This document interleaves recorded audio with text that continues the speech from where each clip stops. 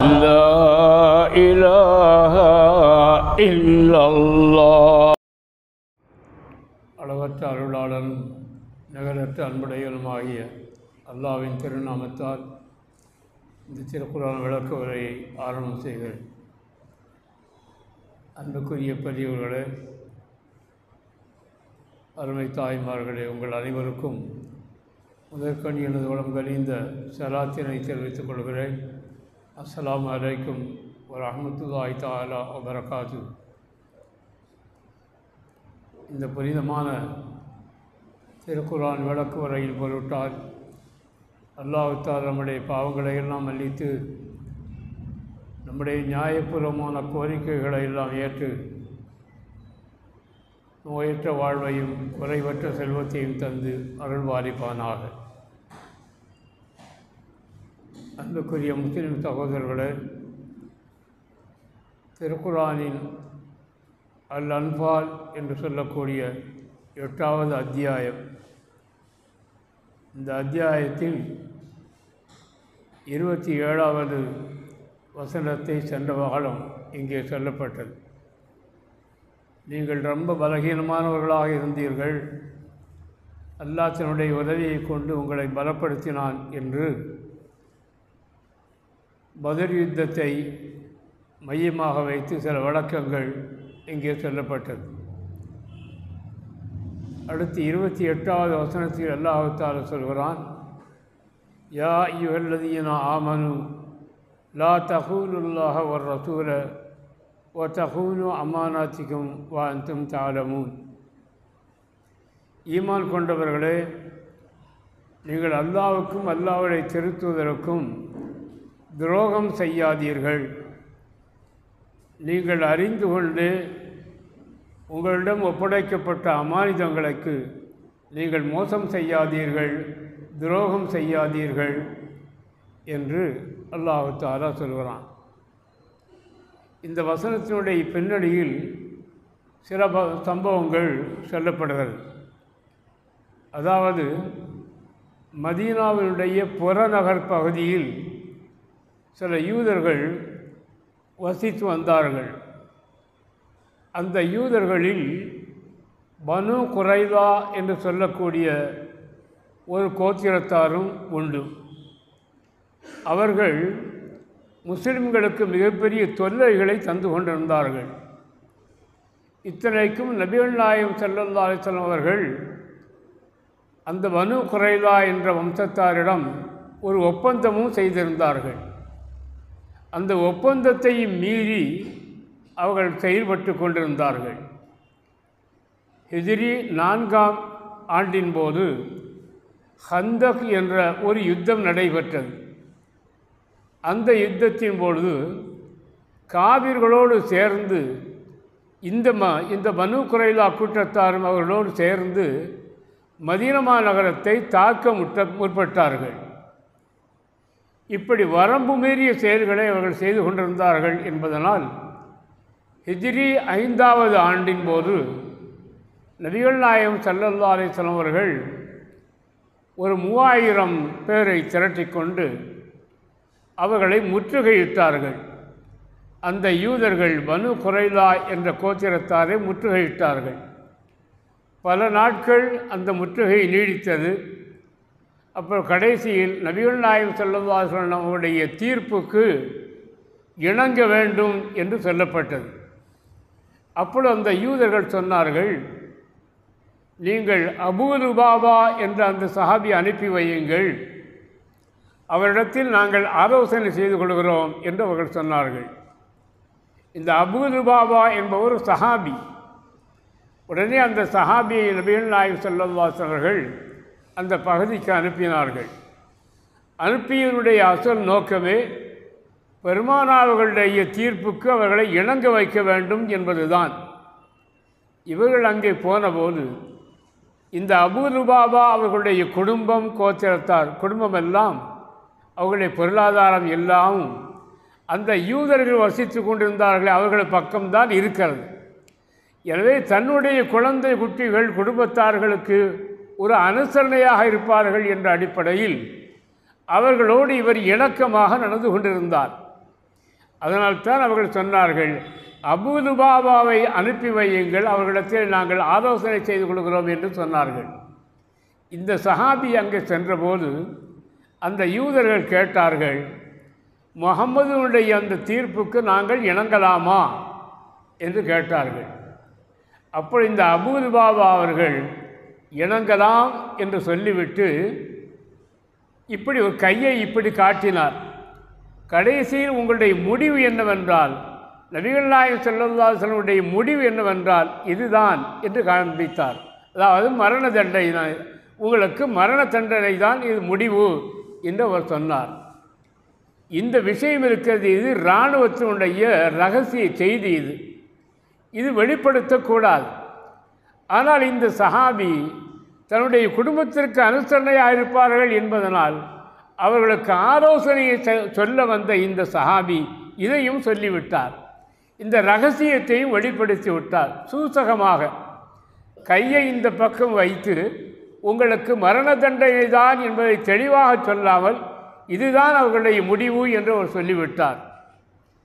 சொன்ன அடுத்த கணம் அவருக்கு உணர்வு ஏற்பட்டு, நாம் மிகப்பெரிய தவறை செய்துவிட்டோம், அல்லாஹ்வுடைய தூதருக்கு துரோகம் செய்துவிட்டோம் என்ற உணர்வு அவருக்கு ஏற்பட்ட போது ரொம்ப கவலைப்பட்டு நேரே மதீனா நகரத்தினுடைய பள்ளிவாசலுக்கு வந்தார்.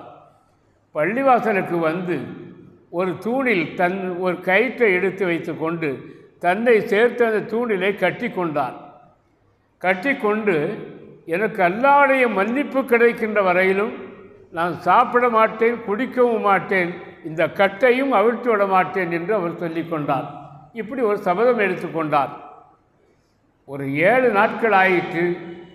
சாப்பிடாமல் குடிக்காமல் அவர் இருந்ததனால் மயக்கமுற்று கீழே விழுந்து விட்டார். அதன் பிறகு அல்லாஹ்வுடைய செய்தி வந்தது, அவரை மன்னித்து விட்டோம் என்று. அப்பொழுது ஜனங்களெல்லாம் வந்து சொன்னார்கள், உங்களுக்கு மன்னிப்பு கிடைத்து விட்டது, எனவே இதை கட்டை அவிழ்த்து விடலாம் என்று. அப்பொழுது அவர் சொன்னார், நபிகள் நாயகம் ஸல்லல்லாஹு அலைஹி வஸல்லம் அவர்கள் தங்களுடைய புனித கரத்தால் இந்த கட்டை அவிழ்த்து விட வேண்டும், வேறு யாரும் அவிழ்த்து விடக்கூடாது, அதுவரையிலும் நான் இந்த கட்டிலே தான் இருப்பேன் என்று ஒரு சபதம் செய்து கொண்டார்.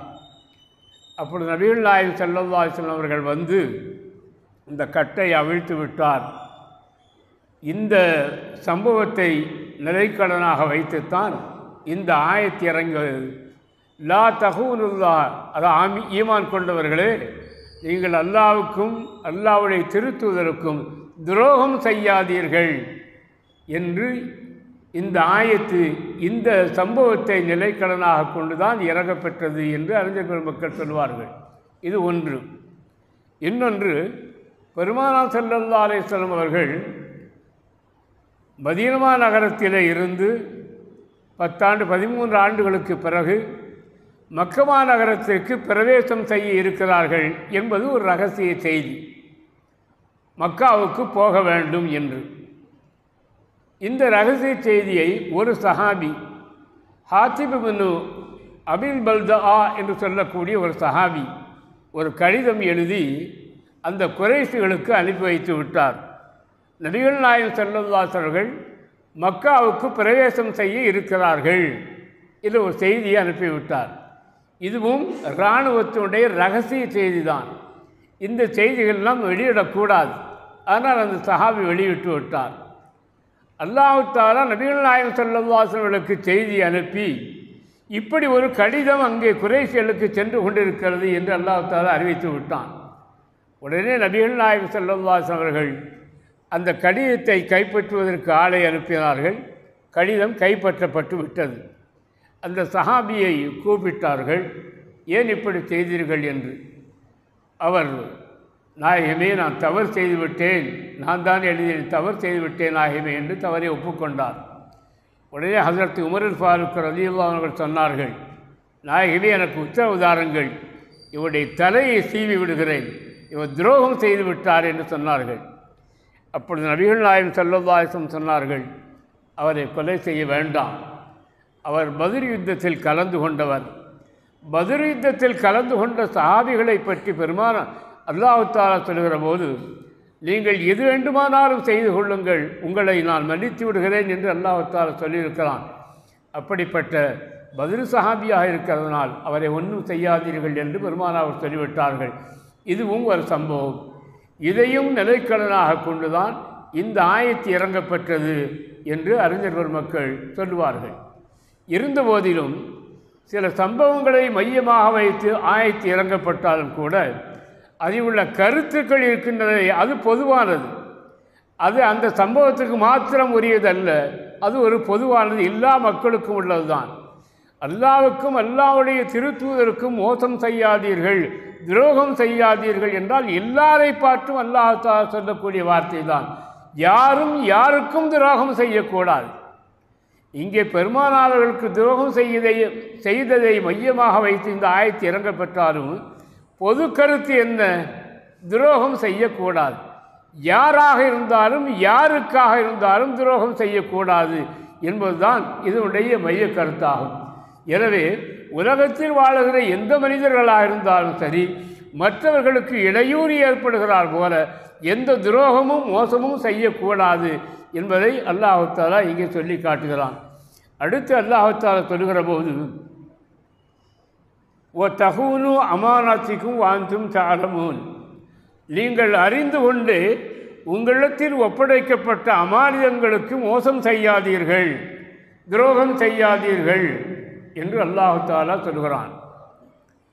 அமானிதம் என்று சொன்னால் ஒரு மனிதரிடத்தில் நம்பி ஒரு பொருளை நாம் ஒப்படைக்கிறோம். நம்பி ஒரு பொருளை ஒப்படைத்தால் அதற்கு பெயர் அமானிதம். அந்த அமானிதத்திற்கு மோசம் செய்யக்கூடாது. ஒரு சஹாபி, அதாவது இல்லை, நபிகள் நாயகம் ஸல்லல்லாஹு அலைஹி வஸல்லம் அவர்கள் மக்கமா நகரத்திலே இருந்து மதீனா நகரத்திற்கு குடிபெயர்ந்து செல்ல இருக்கிறார்கள். ஹிஜ்ரி என்று சொல்கிறோமே, ஹிஜ்ரத். அது அப்படி செல்கிற போது போகிற வழியில் போவதற்கு முன்னால் காபத்துல்லாவை திறந்து உள்ளே சென்று ஒரு 2 ரக்காத் தொழுது விட்டு போகலாம் என்று ஒரு ஆசை, பெருமானார்களுக்கு ஒரு ஆசை. எனவே உஸ்மான் இப்னு தல்ஹா என்று சொல்லக்கூடிய ஒரு மனிதரிடத்திலே தான் அந்த காபாவுடைய சாவி இருக்கிறது. எனவே அவரிடத்திலே சென்று பெருமானார்கள் கேட்டார்கள், இந்த காபாவை கொஞ்சம் திறந்து விடுங்கள், ஒரு 2 ரக்காத் நான் தொழுது விட்டு செல்கிறேன் என்று பெருமானார்கள் கேட்டார்கள். கடுமையான எதிர்ப்பினுடைய நேரம். அப்படி அவர் சொன்னார், திறக்க முடியாது என்று சொல்லிவிட்டார். பெருமானார்கள் கொஞ்சம் கெஞ்சி கேட்டார்கள், தயவு செய்து திறந்து விடுங்கள் என்று. முடியாது என்று அவர் சொல்லிவிட்டார். அப்பொழுது நபிகள் நாயகம் ஸல்லல்லாஹு அலைஹி வஸல்லம் சொன்னார்கள், உஸ்மான், ஒரு செய்தியை சொல்கிறேன். ஒரு காலம் வரும், அந்த காலத்தில் நீர் நிற்கின்ற இந்த இடத்தில் நான் நிற்பேன், நான் நிற்கின்ற இடத்தில் நீர் நிற்பீர். அப்பொழுது இந்த காபாவுடைய சாவி என் கையில் இருக்கும் என்று பெருமானார் ஸல்லல்லாஹு அலைஹி வஸல்லம் சொன்னபோது, அப்படி ஒரு காலம் வரும்பொழுது பார்த்து கொள்ளலாம், இப்பொழுது திறக்க முடியாது என்று அவர் வலுக்கட்டாயமாக சொல்லிவிட்டார். பெருமானார் ஸல்லல்லாஹு அலைஹி வஸல்லம் அவர்கள் வேதனையோடு சென்று விட்டார்கள். 10 ஆண்டுகளுக்கு பிறகு மக்கமா நகரம் வெற்றி கொள்ளப்படுகிறது. பெருமானார்கள் பெரிய படையோடு வந்து விட்டார்கள். இப்பொழுது மக்கமா நகரத்தில் உள்ள அத்தனை குறைஷி காபிர்களும் நடுங்குகிறார்கள். தங்களுக்கு என்ன நேருமோ, என்ன தண்டனை கிடைக்குமோ என்று பயப்படுகிறார்கள். இப்பொழுது நபிகள் நாயகம் ஸல்லல்லாஹு அலைஹி வஸல்லம் இந்த நிலையில் வந்து விட்டார்கள். எல்லோரும் பயந்து நடுங்கிக் கொண்டு இருக்கிற வேளை வந்து விட்டார்கள். இப்பொழுது பெருமானார்கள் கேட்டார்கள், எங்கே அந்த உஸ்மான் என்று கேட்டார்கள். அந்த உஸ்மான் இப்பொழுது அழைத்து வரப்பட்டார். காபாவுடைய சாவியை வைத்திருக்கிறவர் இப்பொழுது அழைத்து வரப்பட்டார். அப்பொழுது அவர்களிடத்தில் பெருமானார்கள் கேட்டார்கள், உஸ்மான், ஒரு கட்டத்தில் நான் சொன்னது நினைவு இருக்கிறதா? நீர் நிற்கின்ற இடத்தில் நான் நிற்பேன், நான் நிற்கின்ற இடத்தில் நீர் நிற்பீர். அப்பொழுது இந்த காபாவுடைய சாவி என்னுடைய கையில் இருக்கும் என்று சொன்னது நினைவு இருக்கிறதா என்று கேட்டார்கள். அவர் தலை கவிழ்ந்து அப்படியே நின்று கொண்டிருந்தார். எங்கே சாவி என்று கேட்டார்கள். பெருமானார்களிடத்திலே அந்த மனிதர், அந்த உஸ்மான், சாவியை கொடுக்க கையை நீட்டினார். அப்படி நீட்டிய போது அப்பாஸ் ரலியல்லாஹு அன்ஹு அவர்கள் சொன்னார்கள், நாயகமே, இந்த ஹஜ்ஜுக்கு வரக்கூடிய மக்களுக்கெல்லாம் தண்ணீர் புகட்டக்கூடிய பொறுப்பு நம்மிடத்தில் இருக்கிறது. இப்பொழுது இந்த சாவியையும் என்னுடைய கையிலே கொடுங்கள், இந்த காபாவை திறந்துவிடக்கூடிய அந்த பொறுப்பும் நம்மிடத்திலே இருக்கட்டும், சாவியை என்னுடைய கையிலே கொடுங்கள் என்றார்கள். உடனே அந்த உஸ்மான் சாவியை நீட்டியவர் கையை மடக்கி கொண்டார், கொடுக்கவில்லை. பெருமானார் அவர்கள் மீண்டும் கேட்டார்கள், சாவியை கொடுங்கள் என்று. இப்பொழுதும் அவர் நீட்டினார், கையை நீட்டினார். ஹஜ்ரத் அலி ரலியல்லாஹு அவர்கள் சொன்னார்கள், நாயகமே இந்த சாவியை என்னிடத்திலே தாருங்கள் என்று. அப்பொழுதும் அவர் கையை மடக்கி கொண்டார். கடைசியில் நபிகள் நாயகம் ஸல்லல்லாஹு அலைஹி அவர்கள் அந்த சாவியை பெற்றுக்கொண்டார்கள். சாவியை பெற்றுக்கொண்டு திறந்து உள்ளே சென்று தொழுது விட்டு வெளியே வருகின்ற போது இந்த ஆயத்தை ஓதிக்கொண்டே வந்தார்கள். ஒத்தகூனு அமானாத்திக்கும், உங்களிடத்தில் ஒப்படைக்கப்பட்ட அமானிதத்திற்கு மோசம் செய்யாதீர்கள் என்று சொன்ன உடனேயே பெருமானார் அப்படியே வெளியே வந்து இந்த சாவியை அவருடைய கையிலே கொடுத்தார்கள். அந்த உஸ்மான் என்பவருடைய கையிலே, யாருடைய கையிலே சாவி இருந்ததோ, யாரிடத்திலிருந்து பெருமானார்கள் பெற்றார்களோ அவரிடத்திலேயே இந்த சாவியை கொடுத்துவிட்டு சொன்னார்கள், உங்களுடைய குடும்ப பாரம்பரியத்திலேயே இந்த சாவி இருக்கட்டும் என்று சொல்லி கொடுத்தார்கள்.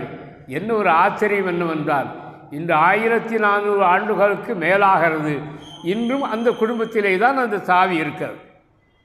பெருமானார்கள் எந்த குடும்பத்தில் இருக்க வேண்டும் என்று சொல்லி கொடுத்தார்களோ அந்த குடும்பத்திலே தான் இன்றும் அந்த சாவி இருக்கிறது.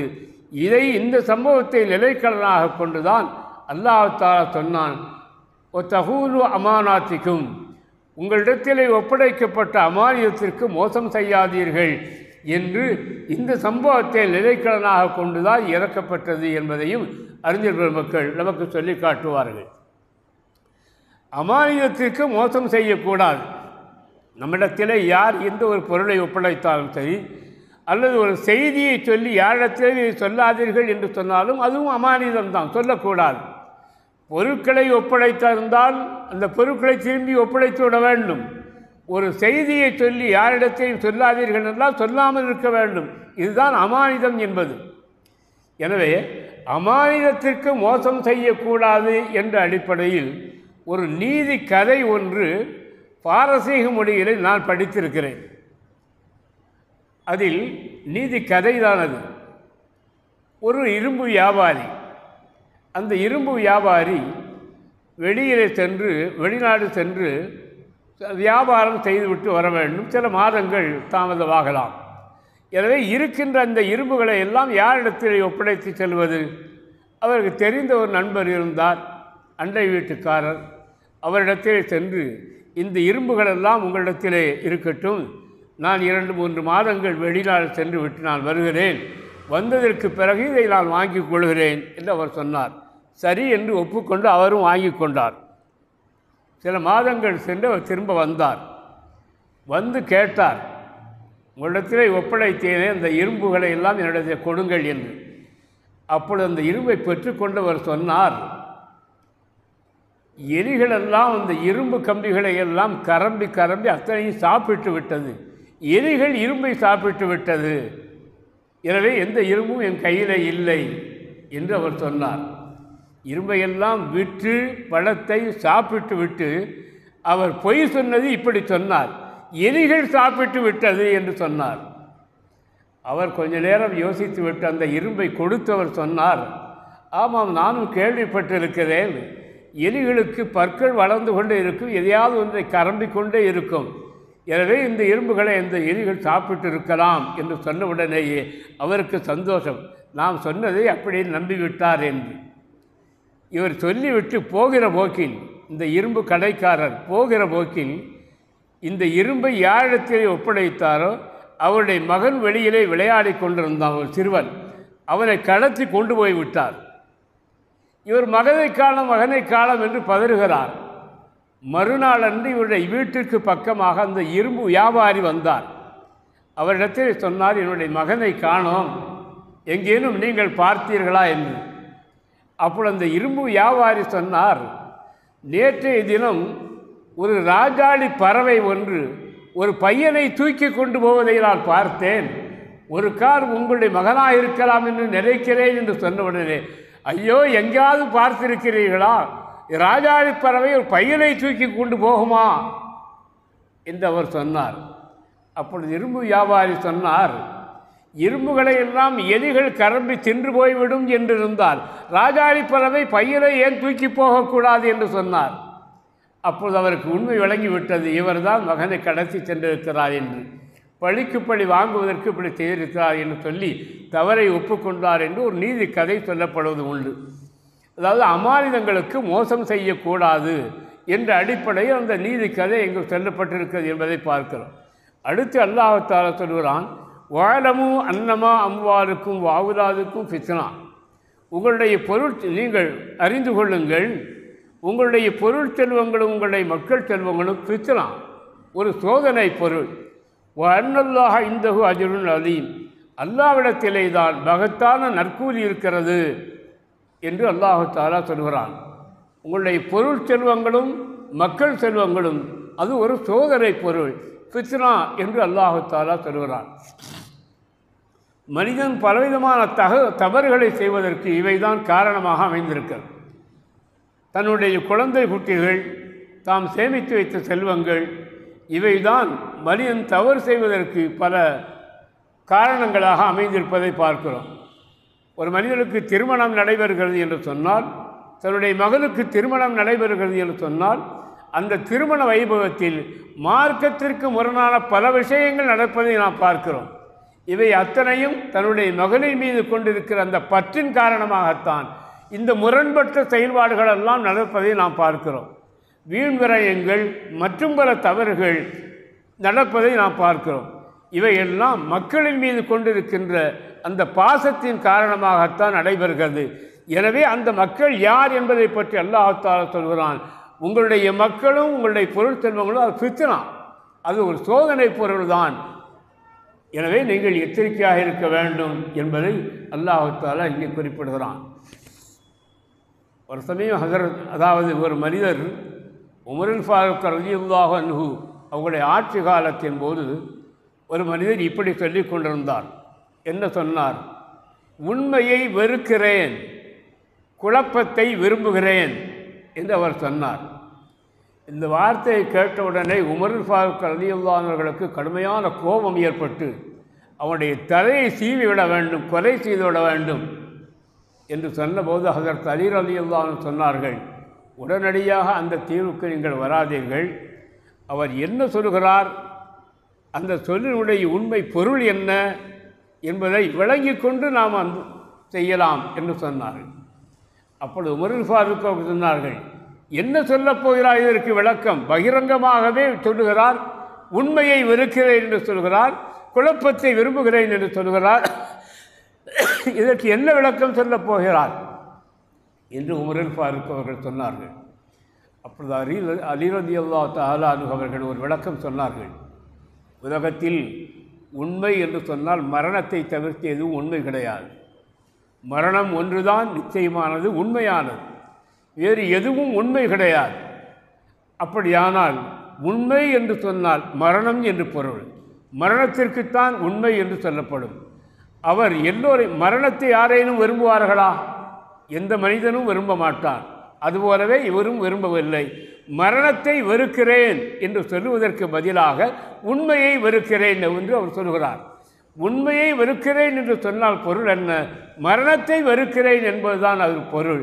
மரணத்தை யாரும் விரும்புவதில்லை, எல்லோரும் வெறுக்கத்தான் செய்கிறார்கள். அதுபோல அவரும் வெறுக்கிறார் என்று பொருள் சொன்னார்கள். அடுத்து குழப்பத்தை விரும்புகிறேன் என்று சொன்னாரே, அதற்கு என்ன பொருள்? அல்லாஹ் தஆலா சொல்கிறான், இன்னமா அம்வாலுக்கும் அவுலாதுக்கும் ஃபித்னா, உங்களுடைய பொருள் செல்வங்களும் மக்கள் செல்வங்களும் ஃபித்னா, அது ஒரு குழப்பம் என்று சொல்கிறான். எந்த மனிதனும் பொருள் செல்வத்தையும் மக்கள் செல்வத்தையும் விரும்பாமல் இல்லை, எல்லோரும் விரும்புவார்கள். எல்லோரும் விரும்பக்கூடிய பொருள்தான் மக்களும் பொருள் செல்வமும். மக்களை விரும்புவார்கள், பொருள் செல்வத்தை விரும்புவார்கள். அதுபோன்று இவரும் அதை விரும்புகிறார், மக்களை விரும்புகிறார், பொருள் செல்வத்தை விரும்புகிறார். அதை அல்லாஹ் தஆலா இங்கே சொல்கிற போது ஃபித்னா என்று சொல்கிறான், குழப்பம் என்று சொல்கிறான். அதைத்தான் அவர் சொன்னார், குழப்பத்தை விரும்புகிறேன் என்று சொன்னால் மக்களை விரும்புகிறேன், பொருள் செல்வத்தை விரும்புகிறேன் என்றுதான் பொருள். அந்த அடிப்படையிலே தான் அவர் சொன்னார் என்று சொன்னபோது தான் ஹதரத் உமர் ஃபாரூக் ரலியல்லாஹு அவர்கள் ரொம்ப ஆச்சரியப்பட்டு, இந்த அலி இல்லை என்றால் இந்த உமர் நாசமாக போயிருப்பார் என்று அவர்கள் சொன்னார்கள் என்று பார்க்கிறோம். இங்கே சொல்லப்பட்ட இந்த விஷயங்கள் குறிப்பிட்ட சில சம்பவங்களை பின்னணியாக கொண்டு சொல்லப்பட்டாலும் கூட இதனுடைய கருத்து என்பது பொதுவானது, எல்லா மக்களுக்கும் பொதுவானது. எனவே குறிப்பிட்ட நபர்களை பார்த்து நீங்கள் அல்லாஹ்வுக்கும் அல்லாஹ்வுடைய தூதருக்கும் துரோகம் செய்யாதீர்கள் என்று இங்கு சொல்லப்பட்டாலும் கூட எல்லா மக்களையும் அது குறிக்கும், எல்லோருக்கும் அந்த கருத்து பொருந்தும்.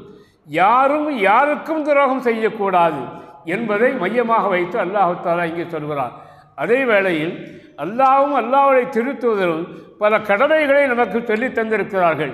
இவற்றை செய்ய வேண்டும் என்று சொல்லித் தந்திருக்கிறார்கள், சிலவற்றை செய்யக்கூடாது என்றும் சொல்லித் தந்திருக்கிறார்கள். இது அல்லாஹ்வின் புறத்திலே இருந்தும் ரசூலின் புறத்திலே இருந்தும் நமக்கு கொடுக்கப்பட்ட அமானிதமாகும். இந்த ஃபர்துகளை செய்யாமல் விட்டால், எதையெல்லாம் விலகிக்கொள்ள வேண்டும் என்று சொன்னார்களோ அதையெல்லாம் விலகி கொள்ளாவிட்டால் நாமும் துரோகம் செய்த குற்றத்திற்கு ஆளாவோம். எனவே அமானிதம் என்பது சாமானியமான ஒன்றல்ல, மிகப்பெரிய ஒரு பொறுப்பு. அது அல்லாஹ் தஆலா குர்ஆனில் சொல்லுகிற போது, இன்னா அரதுனல் அமானத அல சமாவாத்தி வல் அர்தி வல் ஜிபால், இந்த அமானத் என்று சொல்லக்கூடிய இந்த மாபெரும் பொறுப்பு இருக்கிறது, இதை இந்த வானம், பூமி, மலைகள் இவர்களிடத்தில் எடுத்து காட்டினோம். இவைகளிடத்தில் நீங்கள் இதை ஏற்றுக்கொள்கிறீர்களா என்று வானமும் ஏற்றுக்கொள்ளவில்லை, பூமியும் ஏற்றுக்கொள்ளவில்லை, மலையும் ஏற்றுக்கொள்ளவில்லை, எதுவும் ஏற்றுக்கொள்ளவில்லை. ஹமரஹில் இன்சான், மனிதன் ஏற்றுக்கொண்டான். அவன் அநியாயக்காரராகவும் அறியாமைக்காரராகவும் ஆகிவிட்டான் என்று அல்லாஹ் தஆலா குர்ஆனில் சொல்கிறான். எதுவுமே மிகப்பெரிய மலை, பிரம்மாண்டமான மலையும் கூட ஏற்றுக்கொள்ளாத மாபெரும் பொறுப்பு தான் அமானிதம் என்பது. அந்த அமானிதத்தை மனிதன் சுமந்து கொண்டான் என்று அல்லாஹ் தஆலா சொல்கிறான். எனவே அமானிதம் என்ற பொறுப்பு சாமானியமான ஒரு பொறுப்பு அல்ல. அந்த பொறுப்பை யார் நம்மிடத்தில் எதை பொறுப்பாக ஒப்படைத்தாலும் அதை திரும்ப கேட்கிற போது அப்படியே நாம் ஒப்படைத்து விட வேண்டும். அதே போன்று அல்லாஹ்வும் அல்லாஹ்வுடைய திருத்தூதரும் நமக்கு என்னென்ன கட்டளைகளை எல்லாம் பிறப்பித்திருக்கிறார்களோ அந்த கடமைகளை எல்லாம் ஒழுங்காக செய்ய வேண்டும். அப்படி செய்ய தவறினால் அவர்களுக்கு நாம் துரோகம் செய்ததான குற்றம் நமக்கு ஏற்படும் என்பதையும் இந்த ஆயத்து வழியாக அறிஞர் மக்கள் நமக்கு விளக்கி காட்டுகிறார்கள். அடுத்த ஆயத்துடைய விளக்கத்தை இன்ஷா அல்லாஹு தஆலா அடுத்த வாரம் பார்க்கலாம். அல்லாஹு தஆலா அனைவருக்கும் நல்லருள் பாலிப்பானாக. வாஹிர் தஅவானா அல்ஹம்துலில்லாஹி ரப்பில் ஆலமீன். பிஸ்மில்லாஹிர் ரஹ்மானிர் ரஹீம். அல்ஹம்துலில்லாஹி ரப்பில் ஆலமீன். ஹம்தன் யுவாஃபி நிஅமஹு வ யுகாஃபி மஸீதா. வாஃபினா யா கரீம் யா ரஹீம் யா அல்லாஹ். அல்லாஹும்ம ஸல்லி அலா சய்யிதினா முஹம்மதின் வ அலா ஆலி சய்யிதினா முஹம்மதின் வ பாரிக் வ சல்லிம் அலைஹி. اللهم اغفر لنا ذنوبنا وخطايانا كلها يا رب العالمين. اللهم احسن عاقبتنا في الامور كلها واجرنا من خزي الدنيا وعذاب الاخره وقنا مسلمين والحقنا بالصالحين. وصلي على النبي المصطفى محمد وعلى اله وصحبه اجمعين برحمتك يا ارحم الراحمين والحمد لله رب العالمين. صلى الله على محمد صلى الله عليه وسلم. صلى الله على محمد صلى الله عليه وسلم. صلى الله على محمد يا ربي صل عليه.